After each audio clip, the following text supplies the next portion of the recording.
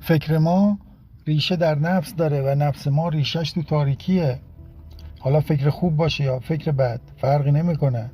میشه با هوای نفس هم کار خوب کرد و به دیگران کمک کرد تا به بقیه ثابت کنیم که از اونا بهتریم.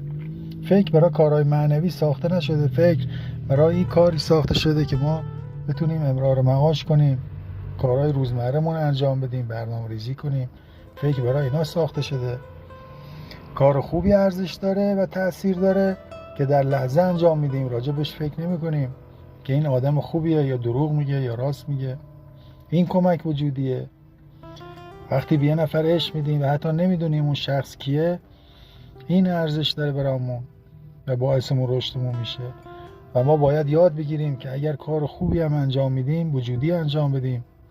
اگه به یه درختی آب میدیم، به عنوان یه چیزی که وجود داره بهش آب بدیم، نه فکری که حالا این درخت بعداً چه سودی برامون داره یا مال چه شخصیه. و آدما رو همینطوری دوست داشته باشیم و بهشون کمک کنیم. اینطوری ما وجودمون وسعت پیدا میکنه، رشد میکنیم. اینو میگن کمک یک وجود به وجود دیگر.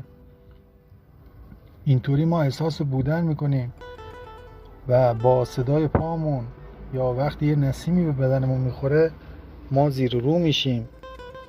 هر فکری که ما راجع به خودمون میکنیم اشتباهست. من یه روز یه تازه وارد دیدم و میگفت نمیتونم درست مشارکت میکنم، نمیتونم خوب مشارکت کنم. بعد چند تا سوال ازش کردم، اینقدر قشنگ جوابمو داد و صحبت کرد که من لذت بردم. آقا من نمیتونم زندگی خوبی داشته باشم، هر کاری انجام میدم به بن‌بست میخوره، من آدم بدشانسی ام. اینا اشتباهست. اینا انحراف فکری معتادانه است.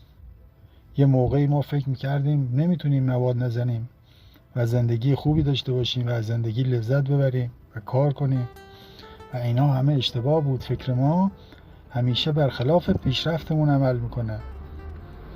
حالا اگر من کار کنم آقا ماهی چقدر مگه من میخوام بگیرم، اینقدر، تا کی من بتونم ماشین بخرم، تا کی بتونم خونه بخرم، و اینا نمیذاره ما حرکت کنیم. و اکثر کسایی که تو کارشون پیشرفت کردن کسایی بودن که یه کاری رو تحقیق کردن و با کمترین امکانات انجام دادن و دنبال نتیجه نبودن که آیا میشه یا نه.